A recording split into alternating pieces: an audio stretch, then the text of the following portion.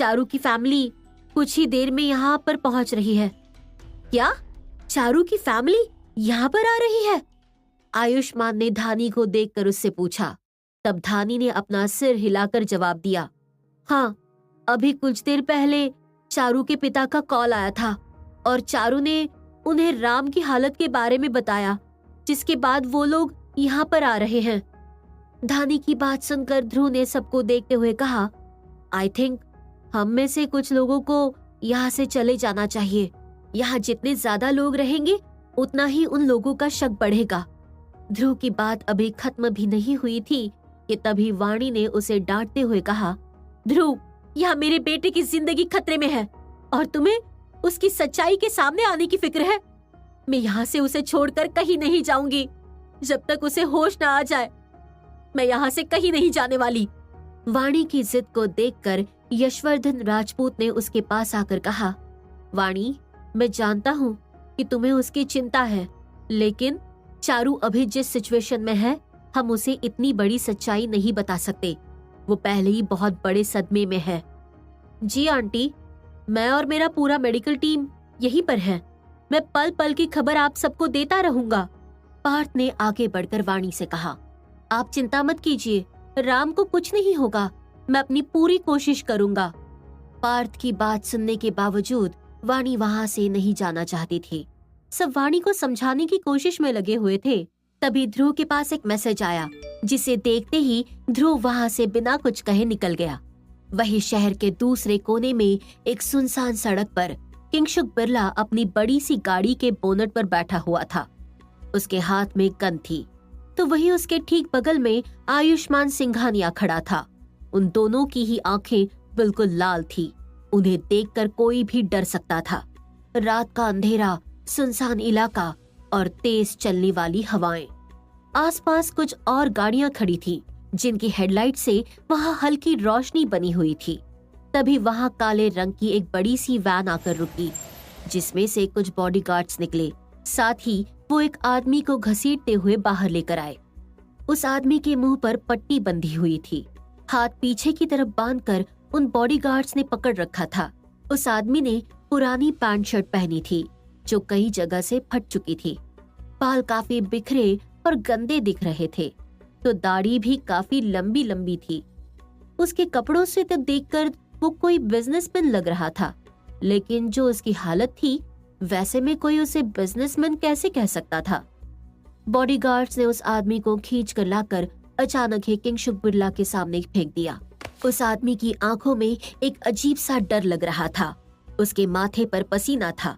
तभी अचानक उसी सुनसान सड़क पर एक पोर्श आकर रुकी, जिसका दरवाजा खुलते ही ध्रुव मल्होत्रा उससे बाहर आया। वो काफी गुस्से में लग रहा था। उसने बाहर निकलते ही अपने कोट के बटन को बंद किया, फिर किसी कहर की तरह चलता हुआ उन सब लोगों के बीच पहुंचा।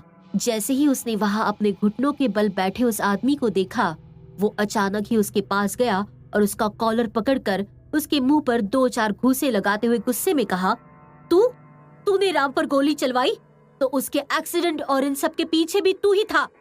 तुझे क्या लगा तुम हम लोगों से उलझकर जिंदा बच जाएगा? भूल गया कि हम लोग कौन हैं? तू मुझे भूल गया?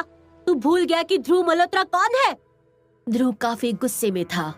उसके घूंसे खाने के बाद उस आदमी के गाल और उसके जबड़े से खून बहने लगा। तभी ध्रुव ने उसके मुंह से पट्टी हटाकर उसके जबड़े को दबाते हुए बोला, बोल, तूने उसके साथ ऐसा क्यों किया?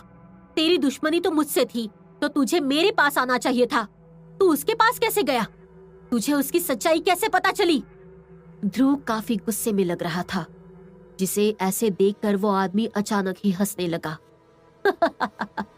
ध्रुव मल्होत्रा, तूने तो सिर्फ मेरी बर्बादी का मंजर मुझे दिखाया था, लेकिन मेरी बर्बादी उस यशवर्धन राजपूत ने लिखी थी। उसने मेरा बिजनेस, मेरा परिवार, सब कुछ मुझसे छीन लिया, और तू कह रहा है कि मैं उसके बेटे को जाने दूं? कभी नहीं, कभी भी नहीं। तुम लोगों ने मेरे साथ जो किया, उसके बाद तुम लोगों ने उम्मीद कैसे की कि मैं तुम्हें छोड़ दूंगा? और वो अभिराम राजपूत, वो तो तुम सबकी दुखती हुई रग है। देखो तो सही, उसे एक गोली क्या लगी? तुम सब तिल मिला गए। वो मरेगा, मैं जब तक जिंदा रहूंगा उसे मारने की हर पल कोशिश करूंगा। तू ऐसे नहीं मानेगा। तुम्हें जिंदा छोड़कर मैंने सबसे बड़ी गलती की। ध्रुव एकदम से ही गुस्से में आया। उसने किंगशुक के हाथ से उसकी गन छीन ली, फिर उससे उस आदमी के सिर पर रखते हुए कहा, तेरा अंजाम आखिर में यही लिखा है, क्योंकि तू इस लायक ही नहीं कि तुझे जिंदा छोड़ा जाए। मार दे मुझे, मार दे, वरना मैं तुम लोगों को मार दूंगा। जिस तरह से उस अभिराम को गोली मारी है ना, उसी तरह से तुम सबको मार दूंगा। तुम सब तड़पोगे, मैं सबको मिटाकर सबको मार दूंगा। वो आदमी ध्रुव का मजाक उड़ा रहा था, लेकिन ध्रुव इस वक्त मजाक के मूड में नहीं था। उसने अचानक ही उस आदमी के सीने पर 2 गोलियां चला दी, जिसके बाद वो आदमी खून से लथपथ वहीं जमीन पर गिर गया। तू मुझे मारेगा? तू मेरे अपनों को नुकसान पहुंचाएगा? ध्रुव मल्होत्रा वो मजबूत ढाल है जिसे आज तक ना कोई तोड़ पाया है ना तोड़ पाएगा। अगर कोई भी मेरे अपनों के पास आएगा तो सबसे पहले उसका सामना मुझसे होगा। ध्रुव का चेहरा बिल्कुल काला पड़ गया था। वो इस वक्त किसी शैतान की तरह लग रहा था, जिसके गुस्से को देखकर आयुष्मान उसके पास आया।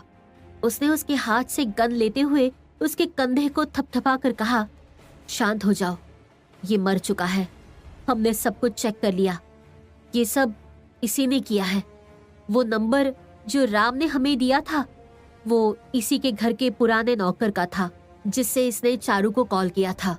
गार्ड्स, क्लीन करो ये सब, किंगशुक ने गाड़ी के बोनट से उतरते हुए कहा, जिसकी बात सुनकर वहां मौजूद सभी बॉडीगार्ड्स उस आदमी के बॉडी को ठिकाने लगाने में लग गए।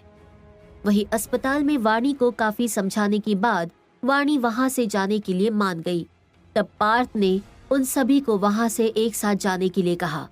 वहीं ऋषभ, जो कुछ देर पहले डीलक्स प्लाजा के सामने वाले बिल्डिंग में पुलिस के इन्वेस्टिगेशन में उनकी मदद कर रहा था, वो यहाँ रुकने वाला था। राजपूत परिवार के साथ साथ जैसे ही बाकी के परिवार वाले अपनी अपनी गाड़ियों में बैठकर अस्पताल से निकले, तभी हॉस्पिटल के सामने एक टैक्सी आकर रुकी, जिसमें से ऐश्वर्या और आलोक निकले। ऐश्वर्या और आलोक दोनों चारू की हालत को लेकर काफी परेशान थे।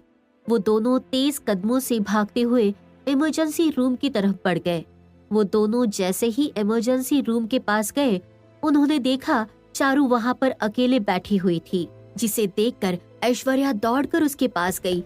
चारू, मेरी बच्ची, तू ठीक है ना? चारू ने जैसे ही अपनी माँ को वहां देखा, वो दौड़कर उसके गले लग गई। माँ, माँ, अभी को गोली लग गई है, वो अभी तक होश में नहीं आया, मुझे बहुत डर लग रहा है माँ। ओह कम ऑन चारू, तुम एक पनौती को ऐसे गोली लगने पर इस तरह से रिएक्ट कैसे कर सकती हो? मुझे तो लगता है कि वो गोली गलती से उसे लग गई होगी, वरना उसकी कहाँ इतनी हैसियत कि कोई उसे मारने की कोशिश करे। चारू अपनी माँ ऐश्वर्या के गले लगकर रो रही थी। इसके ठीक पीछे अशोक खड़ा था। वही कमरे की दूसरी तरफ पार्थ और ऋषभ एक साथ खड़े थे, लेकिन तभी उन्होंने देखा कि वहां एक 23 साल की लड़की 3 और लोगों के साथ आई। उस लड़की ने वहां आते ही चारू को रोते हुए देखकर उसका मजाक उड़ाते हुए कहा, जिसकी बात चारू के कान में जैसे ही पड़ी, वो वहां खड़ी ईशाना के पास आई और उसके गाल पर एक जोरदार तमाचा जड़ दिया, जिसे देखते ही ईशाना के परिवार वाले एकदम से हैरान रह गए। चारू ने जैसे ही ईशाना को तमाचा मारा, ईशाना की फैमिली एकदम से हैरान रह गई। ऐश्वर्या और आलोक भी काफी हैरान थे, क्योंकि चारू किसी के कुछ भी कहने से कभी भी ऐसे हाथ नहीं उठाती थी। वहीं चारू की आंखों में अभी भी नमी थी, उसकी आंखें बिल्कुल लाल हो गई थी। उसने गुस्से में ईशाना को देखते हुए कहा, एक और शब्द नहीं, अगर तुमने कुछ और कहा ना तो याद रखना ईशाना, मुझसे बुरा कोई नहीं होगा। आप सब अभिराम के लिए इतना कुछ कहते हैं, लेकिन मैं कभी रिएक्ट नहीं करती। इसका मतलब ये नहीं कि मुझे तकलीफ नहीं होती। वो मेरा पति है, जिससे मैं प्यार करती हूँ, जिससे मैंने खुद अपनी मर्जी से अपने लिए चुना है। और अगर कोई उसके लिए ये सब कहेगा तो मैं उसे माफ नहीं करूंगी। तुमने मुझे मारा, वो भी उस पनौती के लिए? तुम? ईशाना गुस्से में तिलमिला उठी थी। उसे विश्वास नहीं हो रहा था कि चारू ने एक भिखारी के लिए उस पर हाथ उठाया था। तभी भूपेश ने आगे बढ़कर अपनी बेटी की तरफदारी करते हुए चारू से कहा, चारू, अपने दिमाग से काम लो। कहीं ऐसा ना हो कि तुम एक भिखारी के लिए अपना सब कुछ गवा बैठो। आखिर वो है कौन?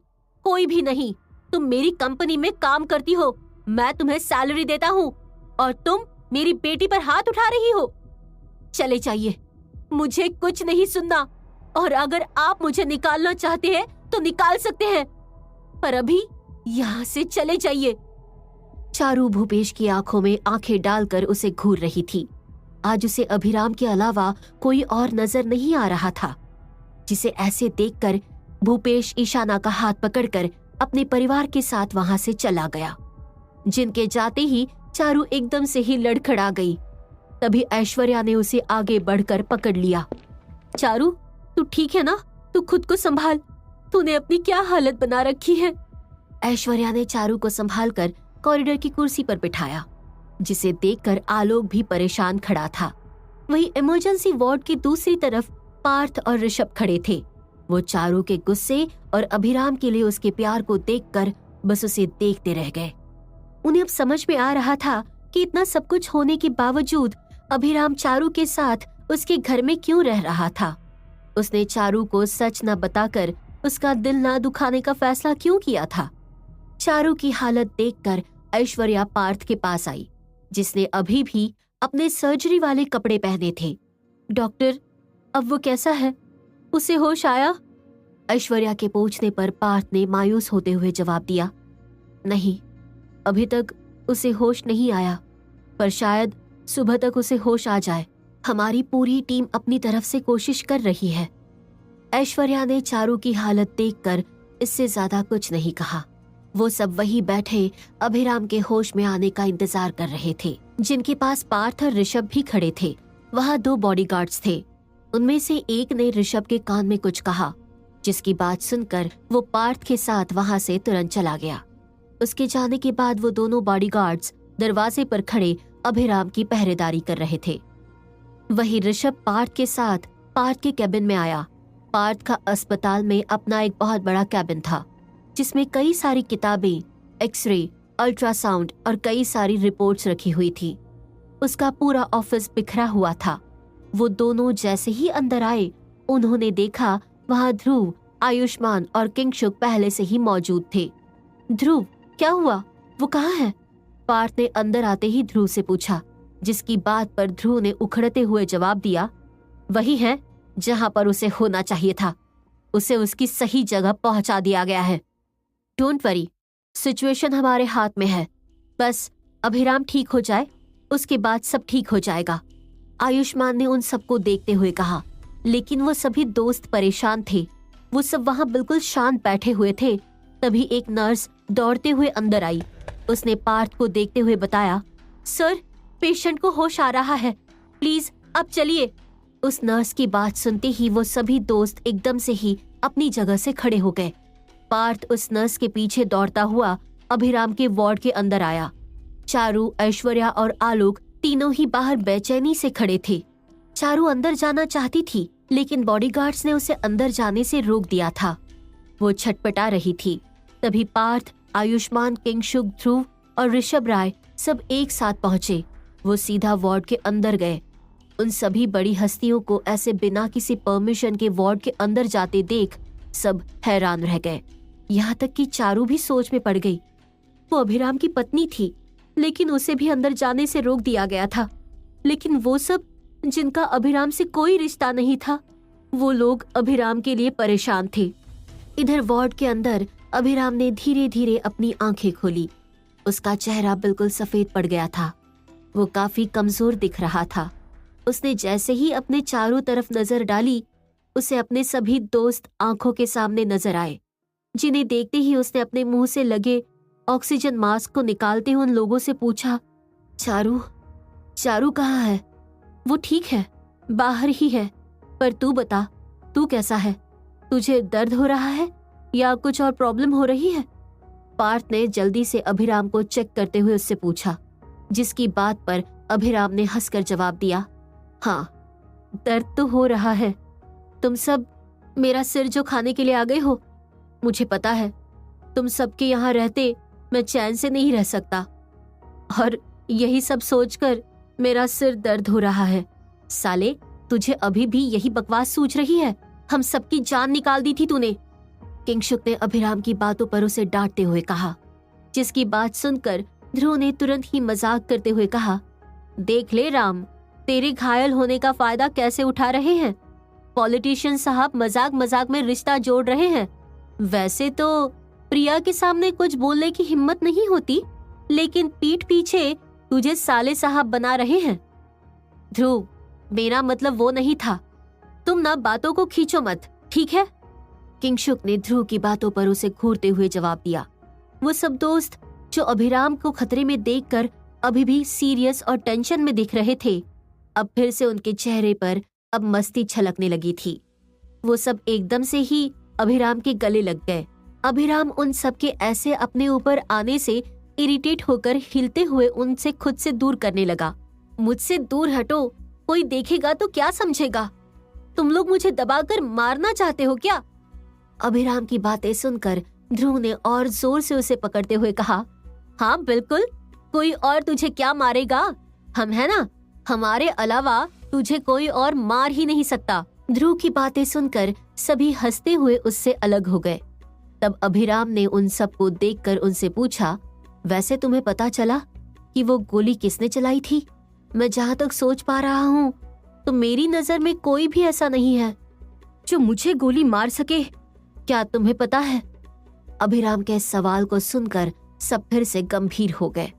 तब ध्रुव ने उसे देखकर बताते हुए कहा, राम, प्रॉब्लम इतनी बड़ी नहीं है, और जो भी इसके पीछे जिम्मेदार था उसे उसके लिए सजा मिल गई है। लेकिन फिर भी मैं जानना चाहता हूँ कि आखिर ऐसा कौन था जो मुझे मारना चाहता था। अभिराम ने उठकर बैठने की कोशिश करते हुए कहा। उसके सीने में गोली लगी थी, जिस वजह से उसे काफी तकलीफ हो रही थी, लेकिन वो इस मामले को ऐसे ही जाने नहीं दे सकता था। तभी पार्थ ने उसके पास बैठते हुए कहा, एक्चुअली अब से 6 महीने पहले राजपूत इंटरप्राइजेस की एक सब्सिडरी कंपनी एक बिजनेसमैन से डील कर रही थी, और इस दौरान उस कंपनी के जनरल मैनेजर एक मीटिंग के सिलसिले में उस बिजनेसमैन से मिली। लेकिन वो बिजनेसमैन बहुत ही घटिया था। उसने जनरल मैनेजर के साथ बदतमीजी की, और जब जनरल मैनेजर ने कंप्लेंट की, तब तू जानता है कि हम ऐसे कंप्लेंट को लेकर क्या करते हैं। हमने उसे समझाने की कोशिश की, लेकिन वो समझ नहीं रहा था। तब हमने भी उसके सारे गलत कामों का कच्चा चिट्ठा दुनिया के सामने रख दिया, और वो पूरी तरह से बर्बाद हो गया। उसका बिजनेस रातों रात खत्म हो गया, और जो उसकी रेपुटेशन खराब हुई थी, उसके सदमे में उसकी पत्नी ने अपने 2 छोटे बच्चों के साथ सुसाइड कर लिया। उस आदमी की हालत काफी खराब हो गई थी, इसलिए हम लोगों ने उसे जाने दिया। लेकिन हमें नहीं पता था कि वो इस तरह से बदला लेगा। जो भी उसने किया, वो उसका जिम्मेदार तुम्हारे पिता यशवर्धन अंकल को समझता है, और क्योंकि उसने अपने बच्चों को खोया, तो वो भी अंकल से बदला लेने के लिए तुम्हें मारना चाहता था। पर पता नहीं उसे तुम्हारे बारे में कैसे पता चला। खैर, जैसे भी पता चला हो, अब ये केस खत्म हो चुका है, तो तुम इस बारे में भूल जाओ। पार्थ की पूरी बात सुनने के बाद अभिराम खामोश था। तभी आयुष्मान को चारू की याद आई।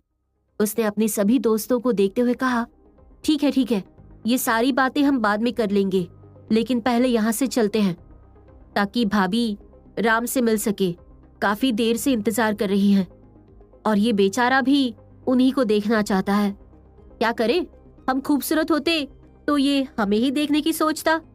अब हम ठहरे लंबे चौड़े सख्त लौंडे, क्या करे। अगले जन्म में लड़की बनकर आएंगे, और फिर हम भी हॉट एंड सेक्सी ड्रेस पहनकर इसे सीड्यूस करेंगे। लाइक सीरियसली, तुम आयुष, ये घटिया थिंकिंग तुम्हारी ही हो सकती है। इट्स ओके, तुम अगले जन्म में लड़की बनना, उसके बाद सिर्फ राम को क्यों, हम सबको सीड्यूस करना, लेकिन हम सब तुम्हें अपने ग्रुप से बाहर फेंक देंगे, इडियट। ध्रुव ने आयुष्मान के गले में अपना हाथ डालकर उसका गला दबाते हुए कहा, जिसे देखकर आयुष्मान उसके हाथ को हटा रहा था। और फिर वो सभी दोस्त वहां से एक साथ बाहर निकले। पार्थ डॉक्टर था, तो उसने बाहर आते ही बेचैन खड़ी चारू को देखकर उससे कहा, मिसेस राजपूत, अभिराम को होश आ चुका है, आप जाकर मिल सकती हैं। सच में? चारू पार्थ की बात सुनकर रोते हुए सीधा वार्ड के अंदर गई, जिसे देखकर ऐश्वर्या और आलोक भी उसके पीछे पीछे गए। अंदर अभिराम ने जैसे ही चारू को अपने लिए रोते हुए देखा, उसे चारू के लिए काफी बुरा लगा। चारू अभिराम के पास आते ही उसके गले लग गई। अभी तुम ठीक हो ना?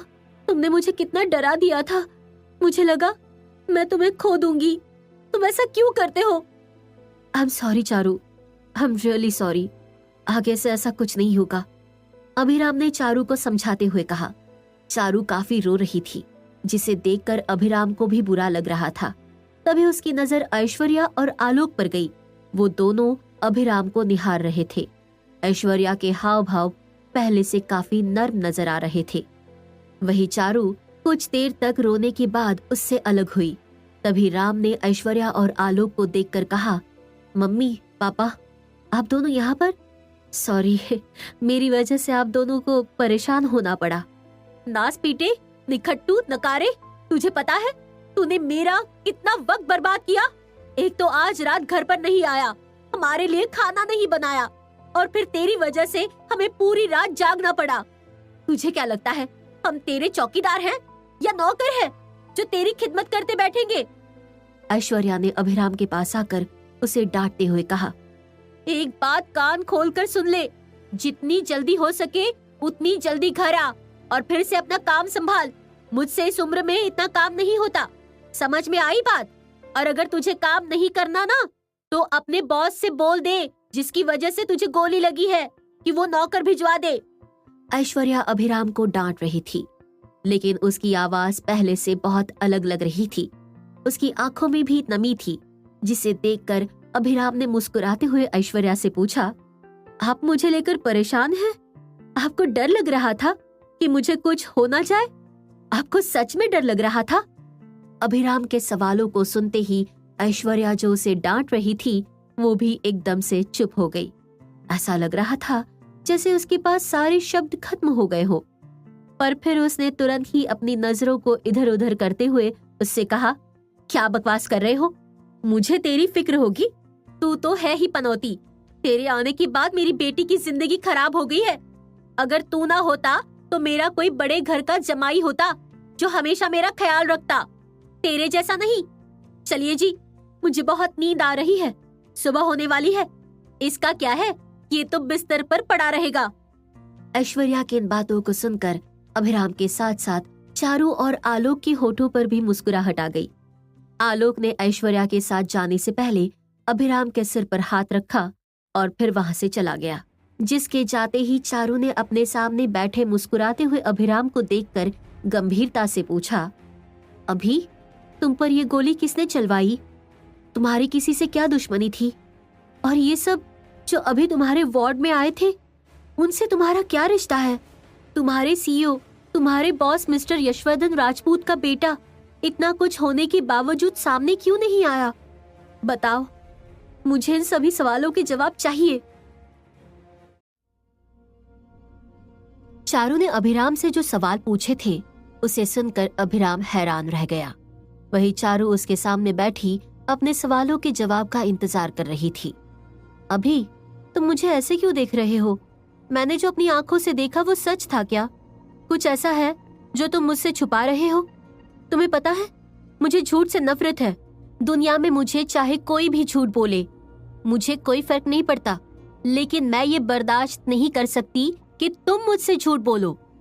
चारू की आंखों में अभिराम अपने लिए ढेर सारे सवाल देख रहा था, लेकिन चारू की इन बातों ने उसे डरा दिया था।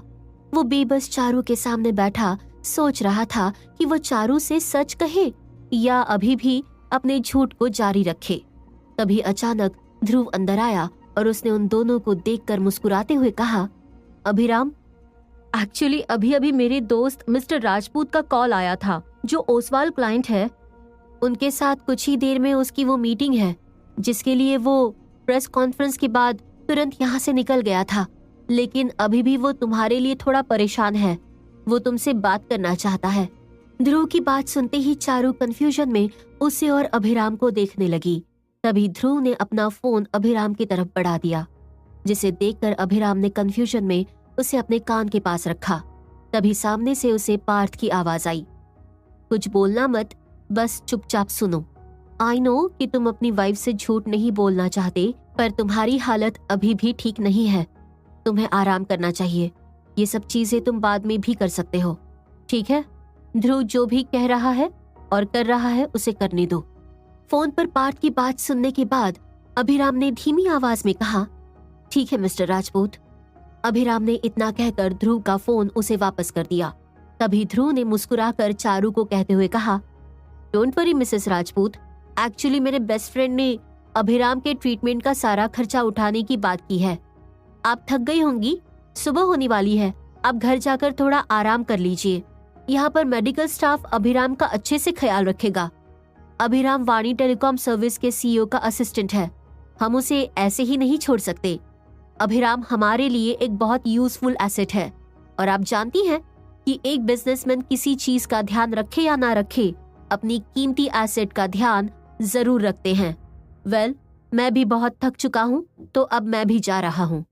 ध्रुव इतना कहकर वहां से चला गया, जिसके जाने के बाद चारू ने अभिराम को देखकर अपनी नजरों को चुराते हुए उससे कहा, सॉरी, मैंने तुम पर शक किया, पर उस वक्त मेरी आंखों के सामने जो कुछ भी हो रहा था वो देखकर मैं थोड़ी सी डर गई थी। वो सिचुएशन ऐसी थी कि मेरे मन में न जाने क्या क्या बातें आने लगी। आई एम सॉरी अभी, मैं तुम पर कभी शक नहीं करूंगी। चारू की इन बातों को सुनकर अभिराम ने उसका हाथ पकड़ा और उसे अपने करीब करके उसके गले लग गया। इट्स ओके चारू, कोई बात नहीं। ध्रुव ने खुद सामने आकर अभिराम को झूठ बोलने से रोक दिया था। साथ ही चारू और उसके बीच में जो प्रॉब्लम होने वाली थी उसे भी खत्म कर दिया था। लेकिन अभिराम चारू से जितना झूठ बोल रहा था, उसे उतना ही डर लग रहा था कि आगे चलकर उसके और चारू के रिश्ते का क्या होगा। मेडिकल स्टाफ के काफी कहने के बाद चारू वहां से चली गई, जिसके जाने के बाद राजपूत परिवार और बाकी सभी दोस्त अभिराम से मिलने के लिए आए। वाणी राजपूत अभिराम को अपने साथ घर ले जाना चाहती थी, लेकिन अभिराम ने जाने से मना कर दिया। अभिराम को अस्पताल में रहकर अपना ट्रीटमेंट करवाते हुए करीब 2 दिन हो गए, लेकिन इसके साथ ही उसे पता था कि धीरे धीरे उस पर काम का वर्कलोड काफी ज्यादा हो रहा था। तो अब उसने यहाँ से डिस्चार्ज होने का फैसला किया, जिसके बारे में पता चलते ही पार्थ, जो हॉस्पिटल में दूसरी सर्जरी में लगा था, वो तुरंत ही सर्जरी खत्म करके उससे मिलने आया। तुम्हारा दिमाग खराब है, तुम्हें कम से कम 1 हफ्ते यहाँ पर रहना पड़ेगा। तुम्हारे चेस्ट पे जो इंजरी हुई है वो अभी तक भरी नहीं है। देखो, मैं तुम्हारा दोस्त ही नहीं, एक डॉक्टर भी हूँ, तो चुपचाप मेरी बात सुनो और प्रॉपर ट्रीटमेंट और मेडिकेशन लो।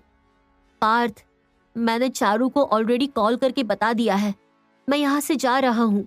मैं ठीक हूँ, अब दर्द भी ज्यादा नहीं हो रहा, धीरे धीरे जख्म भर जाएगा, लेकिन मुझे वापस अपना काम संभालना पड़ेगा।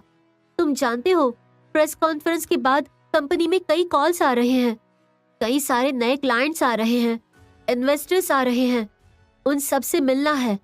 अभिराम ने अपनी तरफ से पार्थ को समझाते हुए कहा, लेकिन पार्थ कुछ सुनने को तैयार नहीं था। तभी चारू वहां आई, जिसे देखते ही पार्थ चुप हो गया।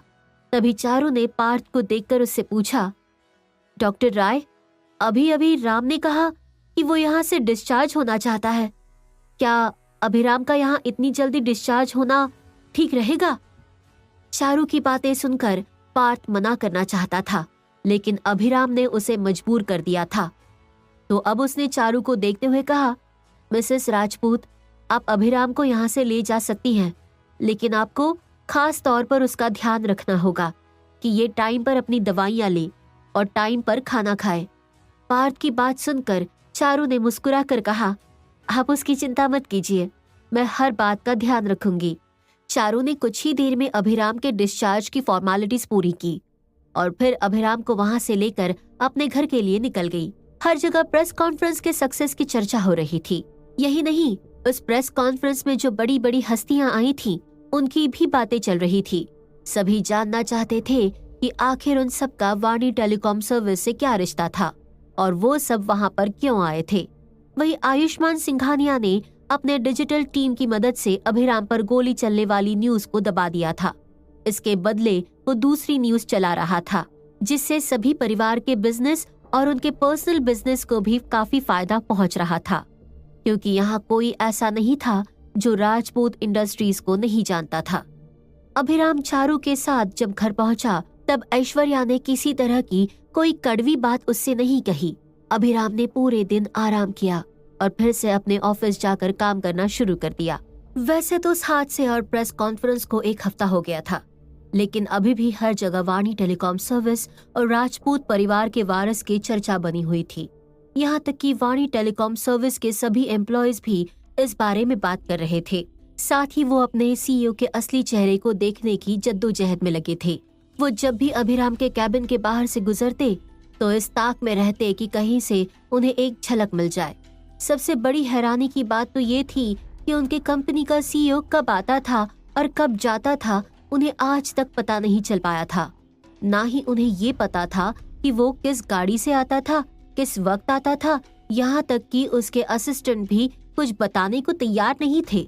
यहाँ तक कि सीईओ के तीनों असिस्टेंट विवेक, संध्या और अभिराम तीनों कभी कभी ही नॉर्मल स्टाफ के साथ दिखते थे। वहीं दूसरी तरफ चारू करीब 5 दिन बाद वापस अपने ऑफिस पहुंची। वो अभी अपने कैबिन में आई थी कि तभी अचानक वहां भूपेश की सेक्रेटरी आई। उसने चारू को भूपेश के कैबिन में आने के लिए कहा, जिसकी बात सुनकर चारू अपना बैग रखकर भूपेश के कैबिन में गई। भूपेश ने अचानक एक पेपर चारू के मुंह पर फेंक दिया। निकल जाओ यहाँ से। जब तुमने मेरी बेटी को थप्पड़ मारा उसी वक्त तुमने खुद को इस कंपनी से बाहर के रास्ते पर खड़ा कर दिया था। अब तुम्हारी यहाँ पर कोई जगह नहीं है। अब तक तुम्हारी काबिलियत को देखकर तुम्हें इस कंपनी में रहने दिया था, लेकिन अब तुम्हारी यहाँ कोई जरूरत नहीं है। दफा हो जाओ और कभी यहाँ दोबारा दिखाई मत देना। भूपेश की इन बातों को सुनकर चारू के चेहरे पर अचानक ही मुस्कान आ गई। वो भूपेश और उसके कैबिन में मौजूद राहुल को एक नजर देखकर वहां से वापस अपने कैबिन में आई और अपना बैग लेकर वहां से घर के लिए निकल गई। उसके वहां से जाते ही भूपेश ने अपने बेटे राहुल को देखकर उससे कहा, राहुल, चारू जिस मॉल प्रोजेक्ट पर काम कर रही थी, तुम जल्दी से उसके सभी डॉक्यूमेंट्स को एक बार ठीक से पढ़ लो और आगे से वो पूरा प्रोजेक्ट तुम संभालोगे। मैं चाहता हूँ कि पूरी दुनिया तुम्हारी काबिलियत देखे। अब से तुम ही राजपूत इंडस्ट्रीज के साथ डील करोगे। पर डैड, राहुल थोड़ा परेशान नजर आ रहा था, जिसे देखकर भूपेश ने उससे पूछा, क्या हुआ? तुम ऐसे क्यों देख रहे हो? भूपेश के पूछने पर राहुल ने हिचकिचाते हुए कहा, डैड, राजपूत ग्रुप के साथ डील करना इतना आसान नहीं है। आई डोंट नो कि मैं ये कर पाऊंगा या नहीं। आप तो जानते हैं कि पिछले 2 सालों से आप इस प्रोजेक्ट पर काम कर रहे थे। आपने बहुत कोशिश की, लेकिन कुछ भी नहीं हो पाया। लेकिन चारू, जब से वो प्रोजेक्ट से जुड़ी, सारे काम अपने आप आसानी से होते चले गए। मुझे लगता है कि ये सब उस अभिराम की वजह से हो रहा है। वो अभिराम राजपूत इंडस्ट्रीज के वारिस का असिस्टेंट है। अगर उसने कुछ कर दिया और हमारे हाथों से प्रोजेक्ट चला गया तो आपको चारू को यहाँ से निकालने में जल्दबाजी नहीं करनी चाहिए थी। मुझे तुम्हारी कोई बकवास नहीं सुननी। वैसे भी चारू कुछ नहीं थी, उसने बस उस कॉन्ट्रैक्ट के कुछ पेपर्स ही तैयार किए थे। अगर तुम थोड़ी और मेहनत कर लो तो तुम मुझसे अच्छा काम कर सकते हो, समझे? और वो अभिराम, वो है ही क्या? देखा नहीं था उसका बॉस, उसका सीईओ उसे देखने तक नहीं आया। उसने बस उसके ट्रीटमेंट का खर्चा उठाया। अरे पैसे तो कोई भी अपने सामने से गुजरने वाले भिखारी को दे देता है, लेकिन कोई उसे गले नहीं लगाता। तो तुम चारू को लेकर इतना मत सोचो। तुम्हारा ध्यान सिर्फ प्रोजेक्ट पर होना चाहिए। भूपेश के इतना समझाने पर राहुल मॉल प्रोजेक्ट के लिए तैयार हो गया। इधर उन 3 फोन के लॉन्च के बाद अभिराम का शेड्यूल काफी ज्यादा बिजी हो गया था। मार्केट में अचानक ही उन फोन्स की डिमांड काफी ज्यादा बढ़ गई थी। वैसे तो अभिराम ने पहले से ही उस फोन का सारा स्टॉक तैयार करवा रखा था, लेकिन उसे जितनी उम्मीद थी फोन्स की डिमांड मार्केट में उससे कई ज्यादा थी। उनके पास काम इतना ज्यादा आ गया था कि अभिराम को उन सब फोन्स की प्रोडक्शन को लेकर डायरेक्टर से बार बार मीटिंग करनी पड़ती थी। यही नहीं, वो लोग जितना भी प्रोडक्ट को प्रोड्यूस करते उसकी डिमांड उतनी ज्यादा बढ़ती जा रही थी, जिसे लेकर डिस्ट्रीब्यूटर्स से भी बात करनी पड़ रही थी, जिसका नतीजा ये था कि अभिराम के पास सांस लेने की फुर्सत भी नहीं थी। अभिराम, संध्या और विवेक तीनों ऑफिस से बाहर तक नहीं निकल पाते थे। उनका पूरा दिन ऑफिस के अंदर ही कब गुजर जाता है उन्हें पता ही नहीं चलता। ना उन्हें खाने की सुध थी, न सोने की। वो बस सब मशीन की तरह काम कर रहे थे। अभिराम दिन भर का थका हारा जब देर रात घर पहुंचा, तब उसने देखा चारू किचन में कुकिंग कर रही थी। चारू किचन में कम ही जाती थी। शादी से पहले ये सारा काम ऐश्वर्या करती थी और शादी के बाद ये काम अभिराम ने संभाल लिया था। पर आज इतने वक्त के बाद चारू को किचन में देखकर अभिराम तुरंत उसके पास चला गया। चारू, तुम यहाँ पर क्या कर रही हो? तुम्हें भूख लगी है? हटो, मैं कुछ बना देता हूँ। नहीं, उसकी जरूरत नहीं है। डैड के कॉलेज में पढ़ने वाले एक प्रोफेसर की वेडिंग एनिवर्सरी थी, तो मम्मी पापा वही गए हैं और मेरे पास भी ज्यादा काम नहीं था, तो मैंने सोचा मैं ही हम दोनों के लिए खाना बना दूं। तुम जाओ, फ्रेश हो जाओ, मैं खाना लगाती हूँ। चारू ने अभिराम को वहां से भेज दिया। कुछ देर बाद अभिराम जब अपने कपड़े चेंज करके वापस पहुंचा, तब उसने देखा चारू ने खाने के लिए काफी कुछ बनाया था, जिसे देखकर अभिराम को काफी खुशी हुई।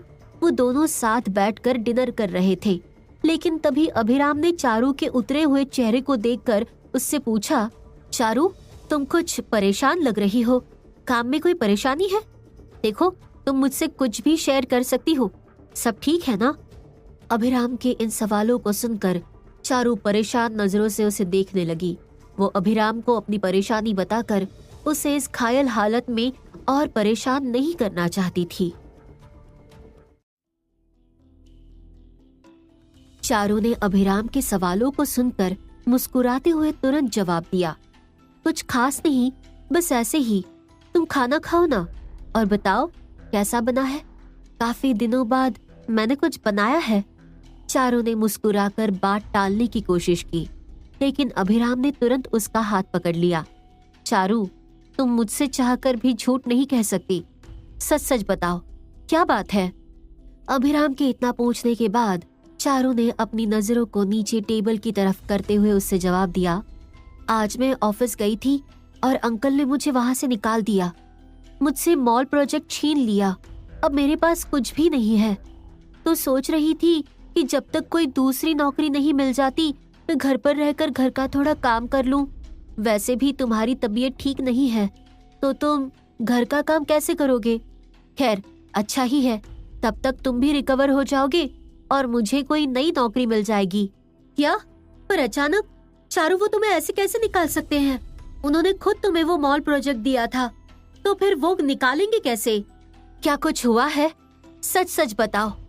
अभिराम के पूछने पर चारू ने उसकी तरफ देखकर उसे बताते हुए कहा, जब तुम हॉस्पिटल में एडमिट थे और तुम्हारा ट्रीटमेंट चल रहा था, तब वो अपनी फैमिली के साथ आए थे और ईशाना तुम्हारे बारे में उल्टी सीधी बातें करने लगी।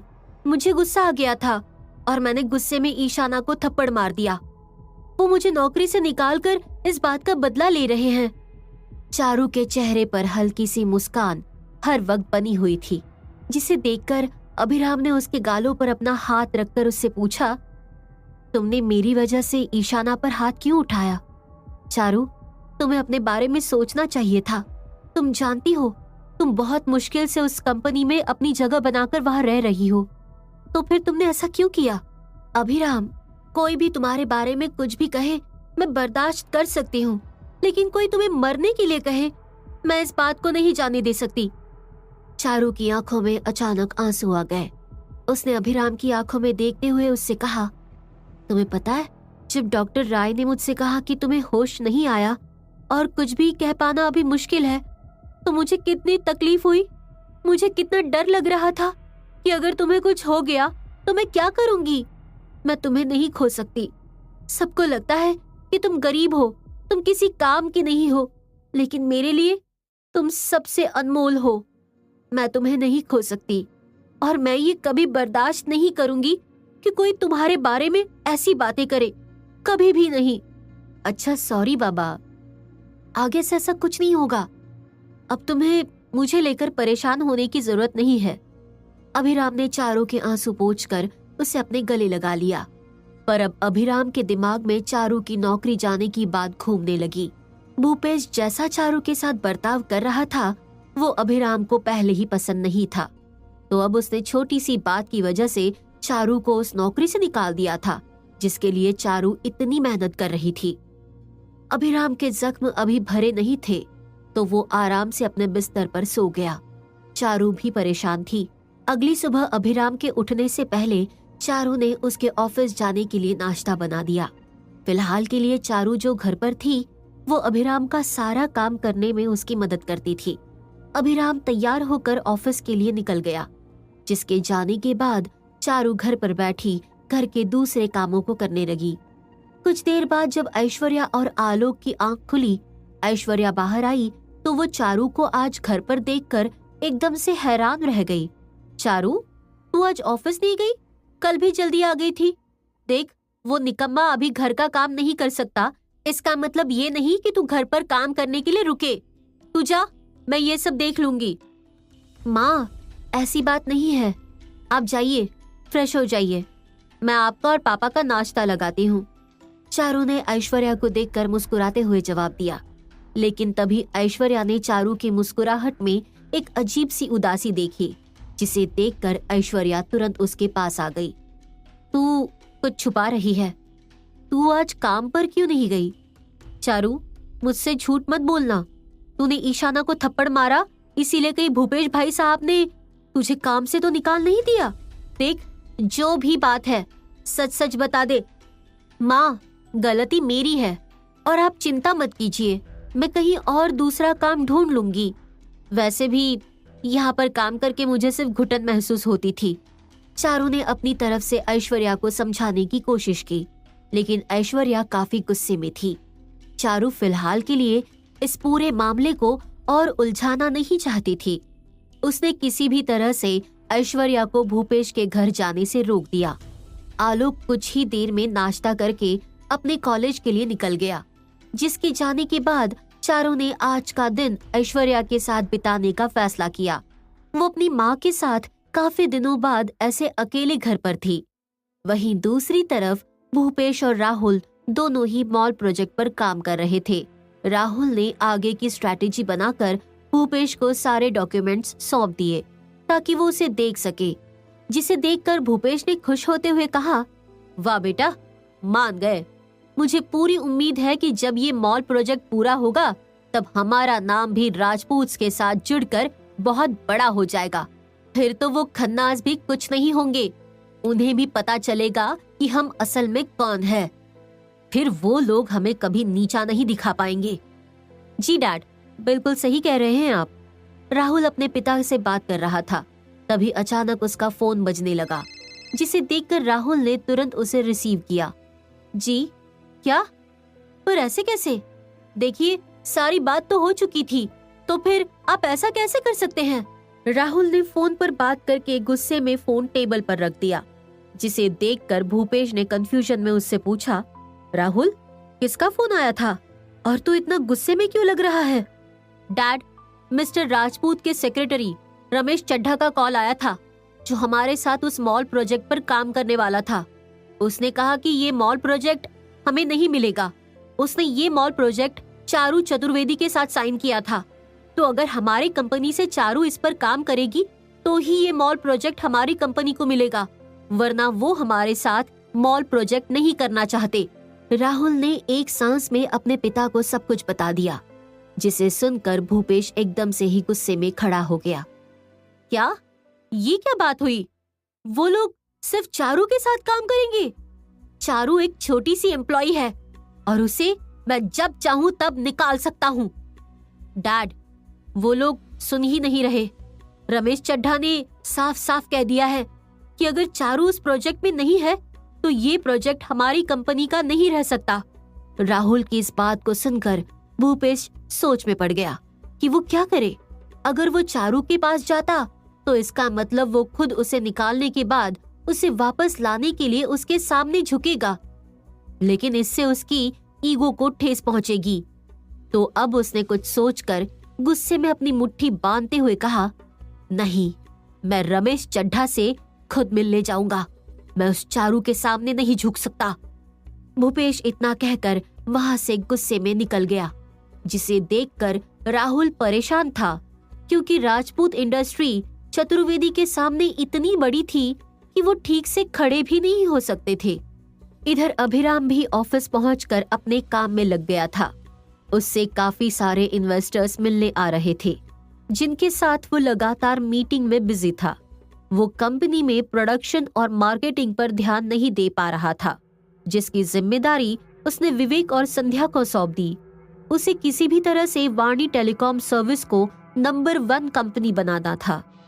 अभिराम लगातार कई मीटिंग्स करने के बाद थक गया था, तो वो खुद कॉफी लेने के लिए सबसे नीचे फ्लोर के पास पहुंचा। तभी उसे याद आया कि उसे विवेक से कुछ बात करनी थी। विवेक इस वक्त कंपनी के वेयर हाउस में था, जहां प्रोडक्ट्स की डिलीवरी हो रही थी। तो अब अभिराम अपने हाथ में कॉफी कप लिए वेयर हाउस की तरफ बढ़ गया। वो जैसे ही पहुंचा, उसने देखा वहां सभी अपने काम में लगे थे।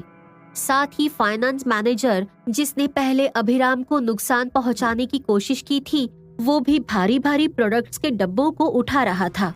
तभी उसकी नजर अभिराम पर पड़ी, लेकिन अभिराम अपने सभी एम्प्लॉयज को देख रहा था। प्रेस कॉन्फ्रेंस के बाद उसे गोली लग गई और वो ऑफिस के सभी एम्प्लॉयज पर ध्यान ही नहीं दे पाया था।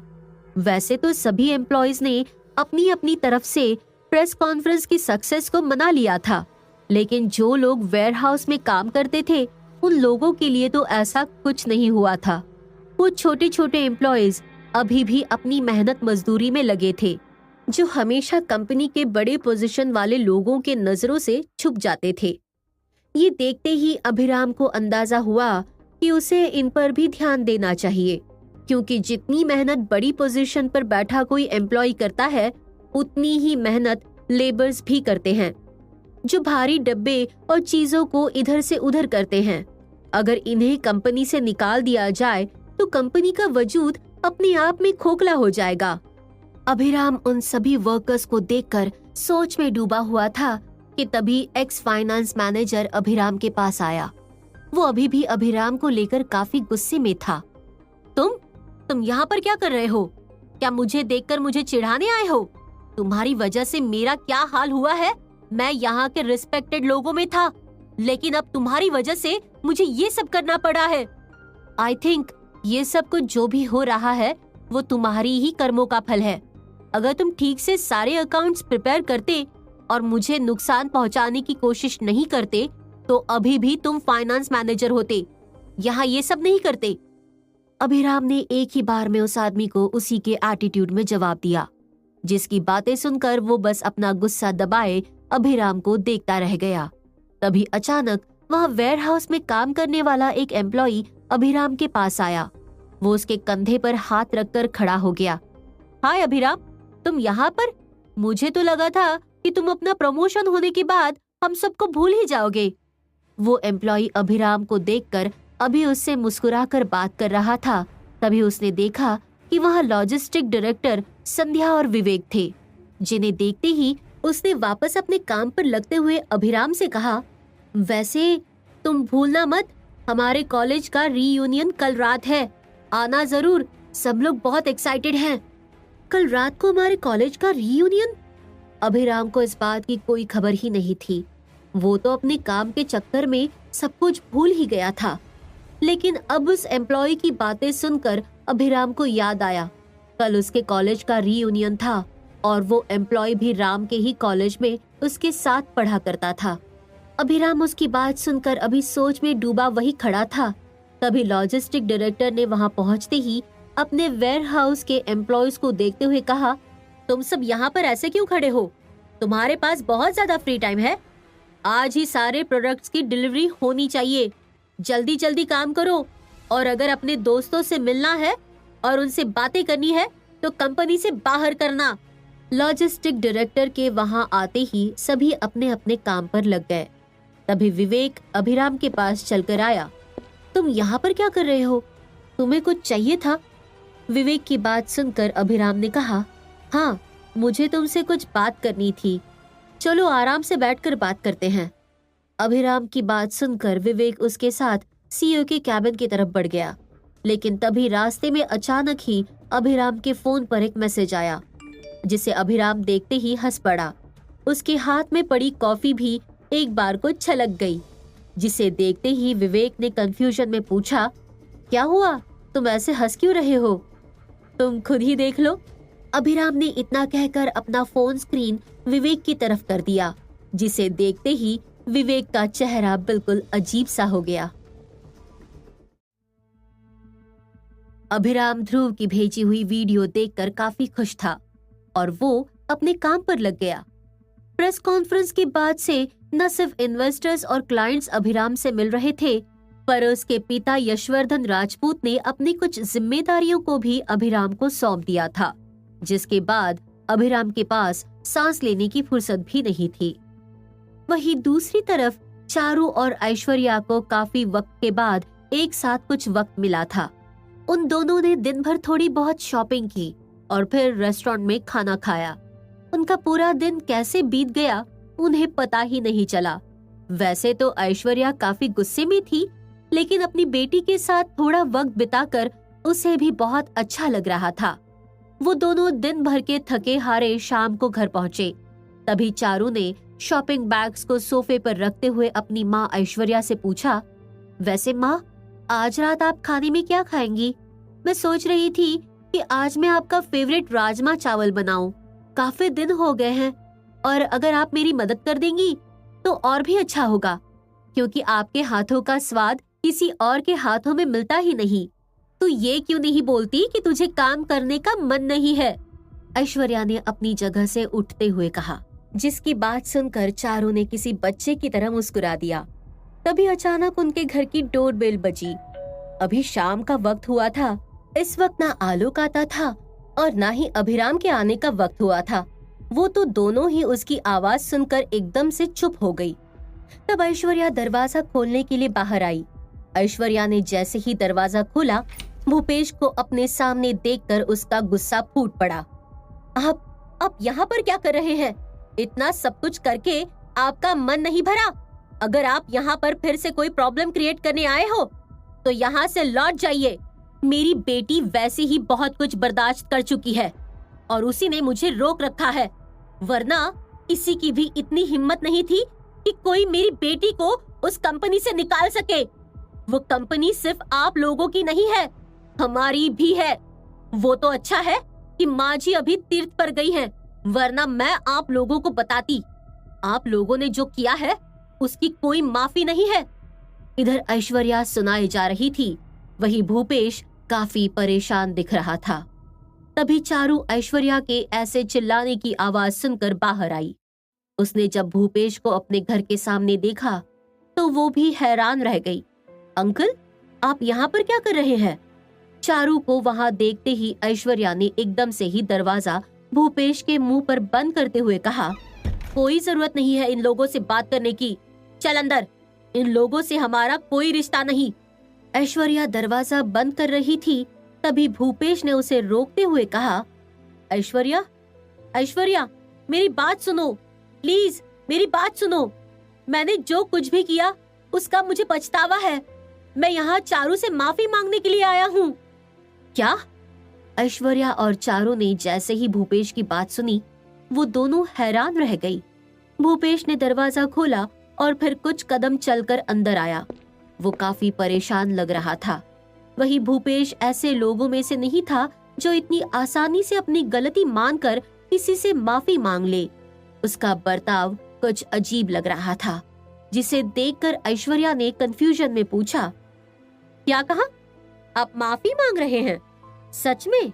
आपको लगता है कि मेरी बेटी की इतनी बेइज्जती करने के बाद आप माफी मांगेंगे तो हम लोग माफ कर देंगे? हमें आपकी कोई बात नहीं सुननी, दफा हो जाइए यहाँ से। ऐश्वर्या प्लीज मेरी बात तो सुन लो। अगर चारू मेरे साथ वापस कंपनी में नहीं गई तो मेरी पूरी कंपनी बर्बाद हो जाएगी। मेरा सब कुछ बर्बाद हो जाएगा। इतने पीढ़ियों से जो हमारा फैमिली बिजनेस है वो बर्बाद हो जाएगा। भूपेश ने जैसे ही ये कहा, ऐश्वर्या और चारू को एक और झटका लगा। तभी चारू ने अपने बिजनेस के लिए परेशान होते हुए पूछा, आप ये क्या कह रहे हैं? हमारे बिजनेस को क्या हुआ? अंकल, साफ साफ बताइए कि क्या बात है। चारू की बात सुनते ही भूपेश ने अपना हाथ जोड़ते हुए उससे कहा, चारू, मुझे माफ कर दो, मैं गलत था। मुझे लगा कि मैं तुम्हारे बिना भी सब कुछ संभाल सकता हूँ, लेकिन तुम्हारे कंपनी से जाने के बाद ही राजपूत इंडस्ट्रीज ने हमारे साथ कॉन्ट्रैक्ट करने से मना कर दिया। वो चाहते हैं कि ये कॉन्ट्रैक्ट और ये पूरा प्रोजेक्ट तुम संभालो। मैं बात करने के लिए रमेश चड्ढा के पास गया था, लेकिन वहां पर मुझे ध्रुव मल्होत्रा मिला। उसने मुझे धमकी दी कि अगर ये प्रोजेक्ट तुमने नहीं किया तो वो मेरे पूरे बिजनेस को बर्बाद कर देगा। तुम जानती हो ध्रुव मल्होत्रा कैसा है, सब उसे माफिया से जोड़ते हैं।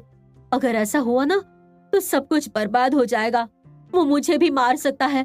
चारू, मुझसे गलती हो गई, तुम वापस आ जाओ। वापस आकर पूरा प्रोजेक्ट संभाल लो। मुझे माफ कर दो।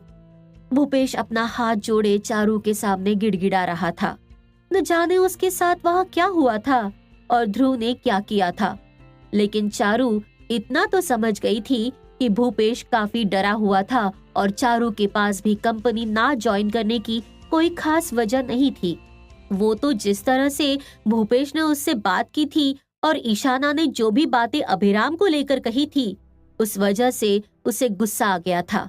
उसने भूपेश को ऐसे अपने सामने देखकर तुरंत उसका हाथ पकड़कर उससे कहा, अंकल प्लीज, आप मेरे सामने ऐसे हाथ मत जोड़िए। ठीक है, आप चाहते हैं तो मैं वापस आकर प्रोजेक्ट हैंडल कर लूंगी, लेकिन प्लीज आप ऐसा मत कीजिए। Thank you Charu, thank you. मैंने तुम्हारे साथ इतना बुरा बर्ताव किया और तुमने मुझे इतनी आसानी से माफ कर दिया। Thank you. मैं सारी फाइल्स लेकर आया हूँ, तुम अभी से उस पर काम शुरू कर दो। मैं अभी लेकर आता हूँ। भूपेश भागता हुआ बाहर अपनी गाड़ी के पास गया और उसमें से कुछ फाइल्स निकाल कर ले आया। ये लो, इन फाइल्स में मॉल प्रोजेक्ट की सारी डिटेल्स हैं। तुम इसे रखो और इसे स्टडी करो और कल जल्दी आकर अपनी टीम के साथ काम कर लेना। सब कुछ तुम संभाल लेना। भूपेश इतना कहकर लड़खड़ाते कदमों से वहां से निकल गया, जिसे देखकर चारू काफी परेशान थी। लेकिन ऐश्वर्या, उसने हंसते हुए कहा, कुछ भी कहो, अब हमारे दिन बदल रहे हैं। अब हमें इन लोगों से डरने या फिर उनके सामने चुप रहने की कोई जरूरत नहीं है। अब आएगा मजा। अब इन्हें भी पता चलेगा कि हमें कैसा लगता था। माँ, आप ये क्या कह रही हैं? चारू अपनी माँ को हैरानी से देखने लगी। तभी ऐश्वर्या ने मुस्कुराते हुए कहा, तूने देखा नहीं, राजपूत परिवार के साथ उस निकम्मे की तस्वीर आई थी न्यूज में, और वो शांति प्रिया उसे अपने भाई की तरह मानती है। उसने खुद उस न्यूज के बदले पोस्ट डालकर सबको बताया था, और जब उसे गोली लगी तो किस तरह से सब वहां पर उसका ख्याल रखने के लिए थे। मैंने तो खुद देखा। वो तेरा फेवरेट एक्टर ऋषभ राय, वो भी तो वहीं पर था। कुछ भी कह, उस निकम्मे ने इतने साल मेहनत करके कम से कम इतने बड़े लोगों से जान पहचान तो बना ली। अच्छा है, अब तू मेहनत कर और इन सबको दिखा दे कि तुझे इन लोगों की जरूरत नहीं है, इन लोगों को तेरी जरूरत है। माँ, आप क्या कह रही हैं? आपको पता है? चारू अपनी माँ ऐश्वर्या के मुंह से पहली बार अभिराम के लिए कुछ अच्छा सुनकर काफी हैरान थी। तभी ऐश्वर्या ने किचन की तरफ बढ़ते हुए कहा, जा तू काम कर, मैं आज तेरा मनपसंद राजमा चावल बनाती हूँ। आज मैं सब कुछ तेरा मनपसंद बनाऊंगी।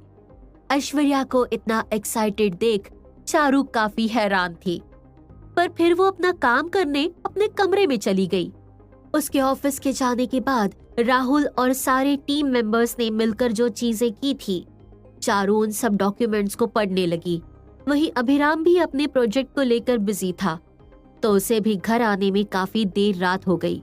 वो जब रात को घर पहुंचा तब उसने देखा कि चारू अपने कमरे में बैठी काम कर रही थी, जिसे देखते ही अभिराम ने अपने कपड़े चेंज करके उससे पूछा, चारू, ये मॉल प्रोजेक्ट की फाइल है ना? तुम मॉल प्रोजेक्ट पर काम कैसे कर रही हो? तुमने तो नौकरी छोड़ दी थी। अभी? हाँ, मैंने छोड़ दी थी, लेकिन आज शाम को ही अंकल आए थे और उन्होंने कहा कि मैं वापस ऑफिस आकर मॉल प्रोजेक्ट कर सकती हूँ। चारू ने अभिराम को देखकर मुस्कुराते हुए जवाब दिया, जिसकी बात सुनकर अभिराम कमरे से बाहर आया और किचन में जाकर देखने लगा कि क्या चीजें थी। तभी उसे पता चला